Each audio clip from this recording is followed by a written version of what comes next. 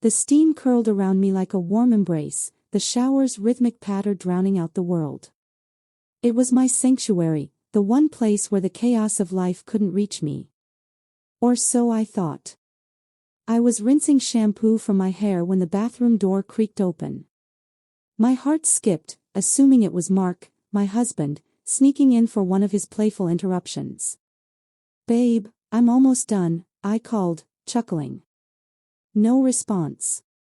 Just the faint shuffle of feet on the tile. I froze, the water suddenly feeling too hot against my skin. "Mark?" My voice wavered. The shower curtain rustled, and I yanked it aside, expecting his familiar grin. Instead, I met the wide, horrified eyes of Tom, Mark's best friend since college. He stood there, frozen, a towel slung over his shoulder, clearly thinking the bathroom was empty. "Oh my God, Tom!" I shrieked, clutching the curtain to cover myself. "What are you doing?" I thought," Mark said. He stammered, his face crimson as he stumbled backward, nearly tripping over the bath mat. "I'm so sorry, Lena. I didn't know you were in here." "Get out!" I snapped, my pulse hammering. He bolted, the door slamming behind him. I stood there, water dripping onto the floor, my mind racing. Mark must have told him he could use the guest bathroom.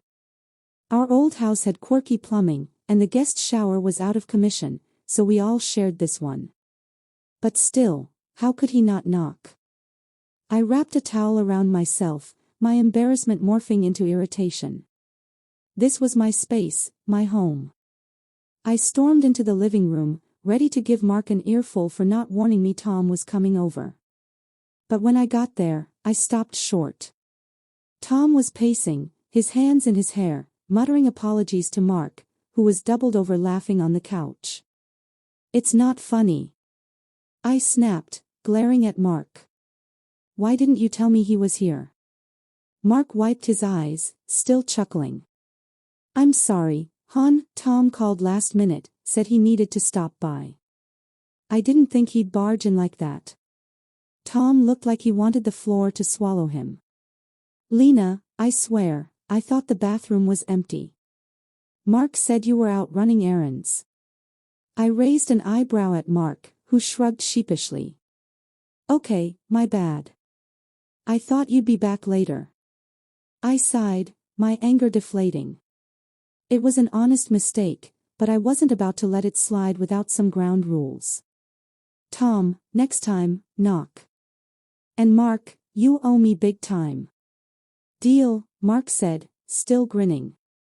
Tom nodded vigorously, looking like a scolded puppy. I thought that was the end of it, a mortifying but forgettable moment. But as Tom shuffled toward the door, he paused, his expression shifting from embarrassment to something else. Hesitation. He glanced at Mark, then at me, and said, "Lena, there's actually something I need to tell you both. It's why I came over." Mark's laughter faded. "What's up, man? You okay?" Tom took a deep breath, his hands fidgeting. "I didn't plan to blurt this out after that. But I can't keep it in anymore." He looked at me, then Mark, his eyes heavy with something I couldn't place. "I've been carrying this for years. Mark, Lena. I'm in love with you. Both of you." The room went silent, the air thick with shock. My towel felt too thin, the moment too raw. Mark's jaw dropped, and I could feel my own heartbeat in my throat. "What?" Mark finally managed, his voice low. Tom's face crumpled, but he pressed on. "I know it sounds crazy. I've tried to ignore it, to stay your friend, to be normal. But I can't anymore. I've loved you both since college, and it's killing me to pretend otherwise." I couldn't speak. My mind spun, replaying every late-night hangout, every shared laugh, every time Tom had been there for us. The way he'd linger a little too long when saying goodbye, the way his eyes softened when he looked at us. How had I missed this? Mark stood, running a hand through his hair. Tom, I don't know what to say. You're my best friend.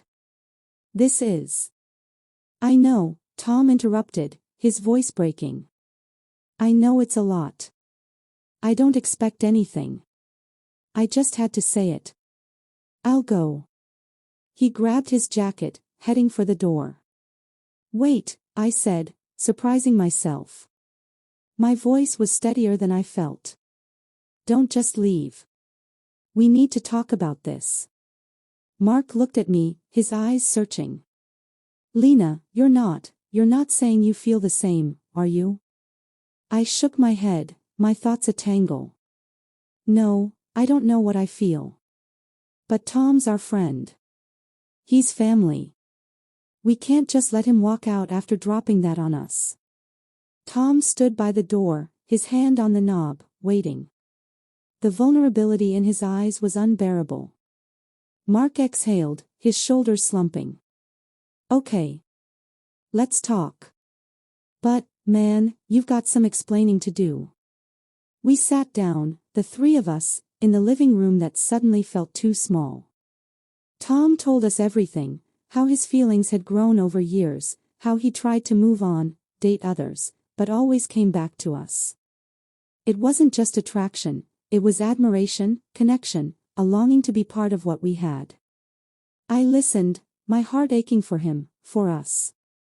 Mark and I had built a life together, solid and loving, but Tom had always been there, a constant in our orbit. I didn't know what this meant for us, but I knew one thing, I didn't want to lose him. The conversation stretched late into the night. There were no easy answers, no neat resolutions. Mark admitted he'd never thought of Tom that way but cared about him deeply.